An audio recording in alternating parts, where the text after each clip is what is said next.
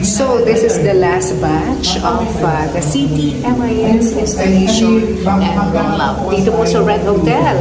Masok tayo.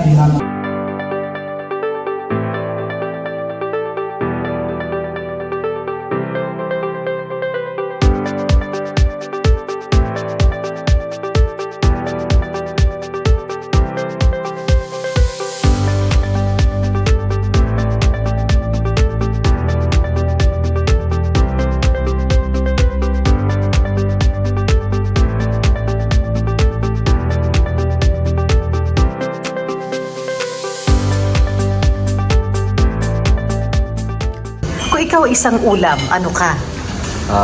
Siguro po, bulalo. Bakit bulalo? Kasi masarap po sipsipin. Chinese humba or kabalo mo humba, ano? Kabalo ka na humba.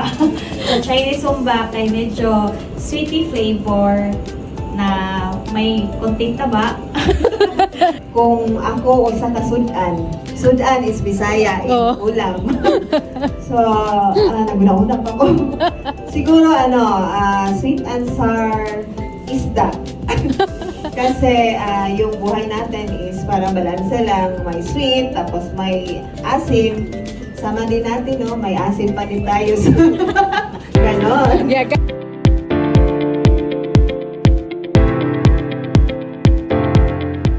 Match na target sa accomplishment. Hindi kayo makaka-access doon. Okay. Yes po, create yung sign up po. And confirm password. Wala po siyang yung parang I na makikita mo agad kung the same. Bali sa pag-login po kasi namin, 5 provinces lang po yung nandun. Wala po si Davao City. So sa amin kasi, separate si Davao City at si Davao del Sur. So bali, na ano din kami, kung mag-login siya sa Davao del Sur, tapos yung data niya is Davao City, baka mag-merge siya later on. So suggestion ko siguro po parang isahin na lang yung province. Tatanggalin na lang yung dinagat sa drop-down siguro. Siguro isahin na islam lang siguro po. Dapat ang ating computer ay 5 years of age or fully depreciated na.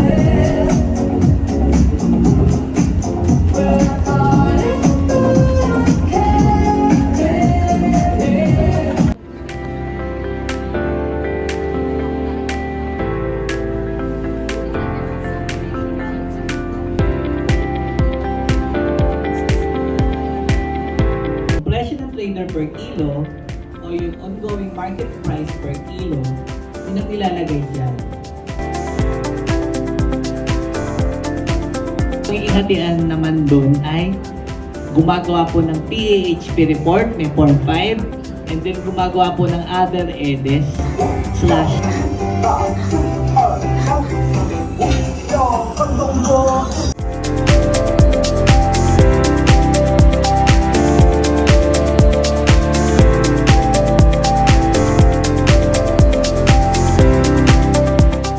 Ang isa po pong challenge namin at request namin, please po, yung mga humihingi ng fund augmentation, yung mga tinawagan po, pakibigay na po ninyo sa amin.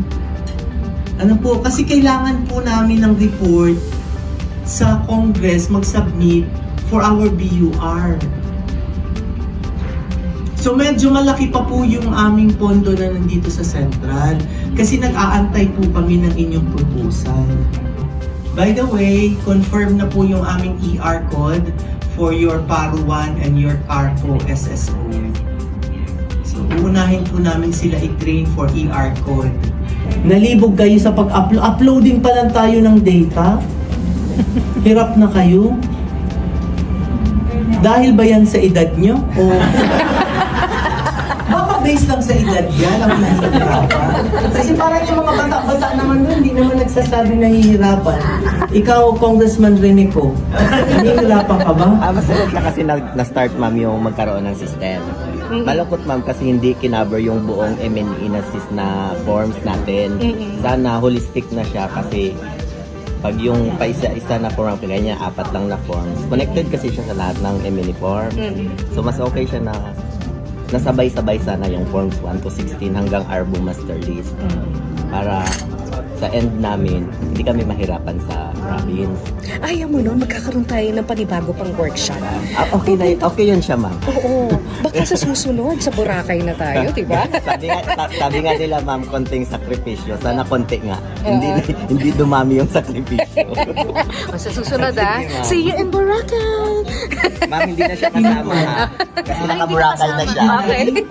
Sa pagkakataon po ito, nagpapasalamat kami ang Bureau of Agrarian Reform Beneficiaries Development sa lahat ng mga aktibong nakilahok at nakibahagi sa atin pong ginaganap na training on installation and rollout ng ating CRFPS Monitoring and Information Management System at inaasahan namin na ito ay malaki ang may aambag, makakatulong ito upang mapabilis at mapagaan natin ang ating mga trabaho para sa isang reliable data and information mula po sa ating mga agrarian reform beneficiaries at saka sa ating mga ARB organizations.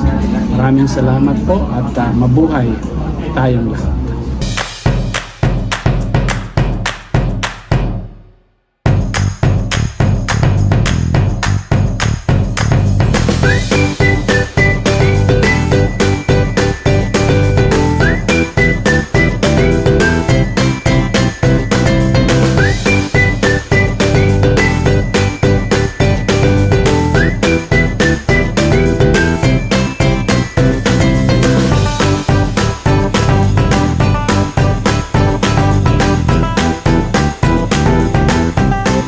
Thank you for this beautiful journey. Thank you for the moments. Thank you for the time.